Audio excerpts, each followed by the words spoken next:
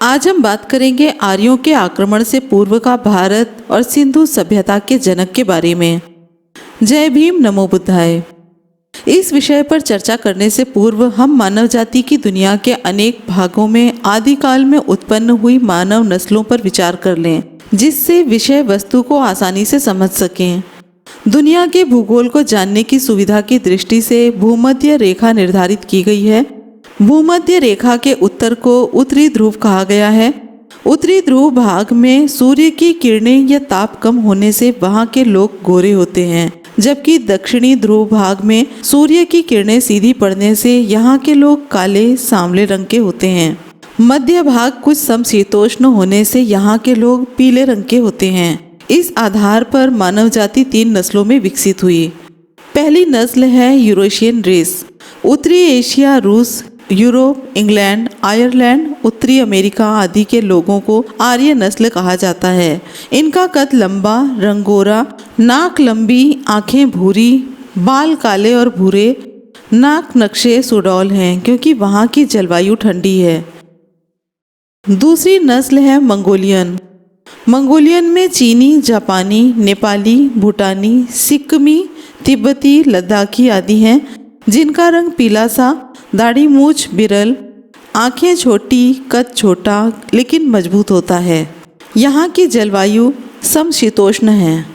तीसरी नस्ल है निग्रो ऑस्ट्रेलियन। इसमें अफ्रीका, साउथ अमेरिका, ऑस्ट्रेलिया, दक्षिण भारत, श्रीलंका, बर्मा, मालदीव, अंडमान निकोबार ध्रुव, दक्षिण के छोटे द्वीप समूह आदि आते हैं।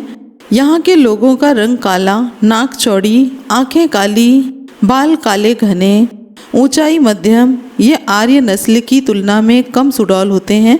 यहाँ की जलवायु गर्म है। जैसा कि पहले बता चुके हैं कि भारत के मूल निवासी निग्रो ऑस्ट्रेलियन रेस से हैं, इसलिए वे यूरेशियन रेस से अलग हैं। तदनुसार उनकी शारीरिक बनावट आर्यों से भिन्न है, पर वहाँ और यहाँ के सभी लोग मानव जाति ही हैं। अनार्य कोई असुर, राक्षस, दानव, दैत्य नहीं है। जैसा कि आर्य द्विज पुराणकारों ने उन्हें अमानुष, कुरूप और भयंकर बताया है। यह कुरूपता सीधे और भोले भारतीय मूल निवासियों को बदनाम करने के लिए साजिशन द्विज ग्रंथों में रची गई है, जिसका प्रचार प्रसार वे आज भी अपने धर्म ग्रंथ पुराणों के माध्यम से कथावाचकी कर रहे हैं। इसके अलावा लेखन में, चित्रों में, दृश्यों में, टेलीविजन आदि इलेक्ट्रॉनिक मीडिया प्रसारणों में किया जा रहा है। यहाँ हमें भौगोलिक, सामाजिक, आर्थिक, राजनीतिक और धार्मिक स्थिति को जानना भी आवश्यक है। हम जिस काल और कथा नायकों को बता रहे हैं वह मानव विकास का आदिकाल 2500 से 2000 ईसा पूर्व था। तब के भूगोल और आज के भौगोलिक स्थितियों में बड़ा अंतर है। अब हम बात करेंगे भारत की भौगोलिक स्थिति के बारे में। भारत एक विशाल देश है। किसी समय यह पूर्व से पश्चिम तक लगभग 4000 किलोमीटर और उत्तर से दक्षिण तक 3200 किलोमीटर के क्षेत्र में फैला हुआ था। इसकी 9600 किलोमीटर भूसीमा और 8000 किलोमीटर समुद्री सीमा थी। इसका क्षेत्रफल लगभग 32 लाख वर्ग किलोमीटर था, जो अमेरिका का 2/3 और ग्रेट ब्रिटेन से 20 गुना बड़ा था। 1947 में भारत विभाजन के बाद इसका क्षेत्र 1/3 घट गया, परंतु फिर भी आज भी यह काफ़ी बड़ा देश है। भौगोलिक दृष्टि से भारत को 5 भागों में बांटा जा सकता है। पहला भाग उत्तरी पर्वतों का है, जिसमें पश्चिमी और पूर्वी चोटियों और उनके ढलान हैं। इसी में कश्मीर, शिवालिक, टिहरी गढ़वाल, कुमायूं, नेपाल, सिक्किम और भूटान सम्मिलित हैं। दूसरा भाग लगभग उत्तरी मैदान हैं, जिनकी सिंचाई सिंध और गंगा नदी द्वारा होती है। यह मैदान अपनी उपजाऊ भूमि और पैदावार के लिए प्रसिद्ध है। इसमें आश्चर्य नहीं है कि बड़े साम्राज्यों की इसी भाग में स्थापना हुई थी। तीसरा भाग मध्य भारत और दक्षिण का पठार है। नर्मदा और ताप्ती नदियाँ पश्चिम से पूर्व की ओर बहती हैं। शुष्क मौसम में नदियाँ सूख जाती हैं। विंध्य और सतपुड़ा पर्वत उत्तरी भारत को दक्षिण से अलग करते हैं। चौथा भाग वह लंबी तंग मैदानों की पट्टी है, जो समुद्र और पूर्वी पश्चिमी घाट के बीच स्थित है। ये मैदान 1600 किलोमीटर लंबे हैं। पश्चिमी मैदान अरब सागर और पश्चिमी घाट के बीच स्थित हैं। कोंकण और मालाबार इसी के भाग हैं। यमुना से ब्रह्मपुत्र नदियों के तट के मैदान मध्य देश अथवा बीच के देश कहलाते थे। यह भाग आर्य संस्कृति का केंद्र था। उत्तर पश्चिमी भारत उत्तरापथ कहलाता था। आर्यों के भारत आगमन के समय लगभग 1500 ईस्वी पूर्व यह प्रायद्वीप अथवा जम्बूद्वीप के नाम से जाना जाता था। भारत नाम तो बहुत बाद का है। भारत की पूर्वी सीमा पर किरात, पश्चिम में यवन, दक्षिण में आंध्र व उत्तर में तुरुस्क निवास करते थे। इसके बीच भारत के मूल निवासी नाग, निषाद, द्रविड़ आदि वंशों का निवास था। तब यहाँ के मूल निवासी, जिन्हें आक्रांता आर्यों ने अनार्य कहा, अपनी श्रम, निष्ठा व सूझबूझ के कारण कृषि व कार्यों की वजह से बहुत संपन्न थे। यह दुनिया का समुन्नत भूभाग था। आर्यों के आक्रमण का कारण ही यहाँ की संपन्नता थी। पश्चिमी भारत को प्राचित्य या अपरांत कहते थे। पूर्वी भारत प्राच्य कहलाता था और दक्षिण भारत को दक्षिणापथ कहा जाता था। अगर हम बात करें भारत के इतिहास पर भौगोलिक प्रभाव के बारे में, तो हिमालय पर्वत उत्तर का महान प्रहरी है। वह तिब्बत से आने वाली ठंडी और शुष्क हवाओं को रोकता है। वह उन नदियों का स्रोत है जिन्होंने भारत के मैदानों की जमीन को उपजाऊ बनाया है। ये पर्वत पानी भरी हवाओं को रोककर वर्षा करते हैं। इन पर्वतों ने उत्तर की ओर से किए गए आक्रमणों से भारत की रक्षा की है। आधुनिक युग में सिवाय चीनियों के और कोई आक्रमणकारी उत्तरी दर्रों के पार अपनी सेना भेजने में सफल नहीं हुआ है। ये दर्रे वर्ष के अधिक महीनों में बर्फ से ढके रहते हैं। हिमालय पर्वत के अस्तित्व के कारण ही किसी भारतीय ने हिमालय को पार करके उत्तरी क्षेत्रों को जीतने का स्वप्न नहीं देखा।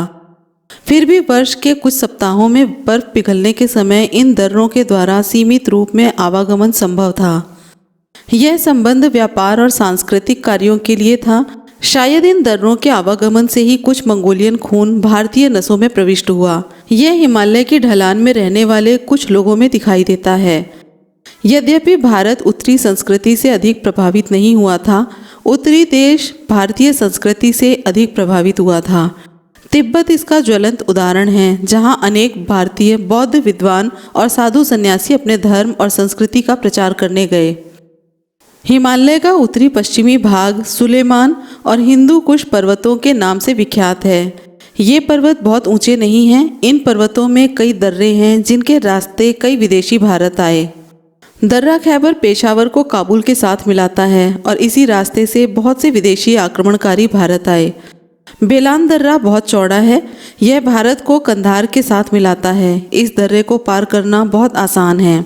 कालांतर में इन्हीं दर्रों के रास्ते अरब, यूनानी, कुशान, होण, तुर्की, तातार सल्तनत, मुगल, नादिर शाह व अहमद शाह अब्दाली जैसे आक्रमणकारियों ने कालांतर में भारत पर आक्रमण किए। हिमालय के उत्तरी पूर्वी भाग पूर्वी संसार के साथ मेलजोल में बाधक सिद्ध हुए। ब्रह्मपुत्र घाटी से होकर चिंदविन घाटी तक जाने वाले दर्रों को पार करना बहुत कठिन कार्य है। दूसरे दर्रे जो मणिपुर यानी कि इम्फाल से चिंदविन घाटी में स्थित है, इनको पार करना बहुत कठिन है। हालांकि सन 1943 में नेताजी सुभाष चंद्र बोस ने ऐसा करने का प्रयास किया। सिर्फ भारतीय साम्राज्य ने इन दर्रों के रास्ते बर्मा पर आक्रमण करने का प्रयत्न नहीं किया और न ही कभी बर्मा की ओर से ऐसा किया गया। दूसरे महायुद्ध के समय बहुत से भारतीयों ने बर्मा से इन दर्रों के रास्ते आने का प्रयत्न किया, किंतु उनमें से बहुत से लोग रास्ते में ही मर गए। सिंधु और गंगा नदियों के मैदानों की उपज और संपन्नता इस प्रदेश में बड़े बड़े साम्राज्यों की स्थापना का मूल कारण बनी। बड़े बड़े राजनीतिक, सामाजिक, धार्मिक और दार्शनिक विचार इस प्रदेश में पनपे। अधिकांश संस्कृत साहित्य की यहाँ पर ही रचना हुई। यहाँ की भूमि उपजाऊ होने के कारण दूसरे देशों के मुकाबले में भारतीय लोगों यानी कि मूल निवासी को जीवन यापन के लिए कठोर प्रयत्न नहीं करना पड़ता था। इसका परिणाम यह हुआ कि यहाँ के लोग सुस्त और आराम पसंद हो गए और वे बलवान विदेशियों के सामने ठहर न सके। यहाँ के मूल निवासी द्रविड़, नाग, निषादों में मात्र सत्ता थी। नारी ही कुल की स्वामिनी होती थी। सारे अधिकार उसी के हाथ में थे, जिसने वनों पर शासन किया और जनों का निग्रह। वह शिखरों पर कुलांचे भरती, वन वृक्षों को आपाद मस्तक नाप लेती, तीव्र गति की नदियों का अवगाहन करती थी। सुअर का वह अपने पत्थर के भाले से शिकार करती। सिंह वाहिनी भी तब वह काल्पनिक दुर्गा नहीं, प्रयोग सिद्ध चंडी थी। पुरुष तब दोयम दर्जे का था, उसके उपार्जित आहार पर आश्रित। शिकार से लौटकर जब वह कंधों पर मृग या सुअर लादे लौटती तो सारा परिवार उसे घेर लेता, सब उसका मुंह ताकते। सभी शाकाहारी मांसाहारी थे, पर ज़्यादातर मांसाहारी ही थे। तब स्त्री पुरुष यौन संबंधों में कोई बंधन नहीं था, परस्पर सामूहिकता थी। उपार्जित सभी वस्तुओं में सबका समान हक था, कोई शोषक न था, न ही कोई शोषित। तब यहाँ के मूल निवासियों की प्रमुखतया 3 कुल थे, नाग, निषाद और द्रविड़।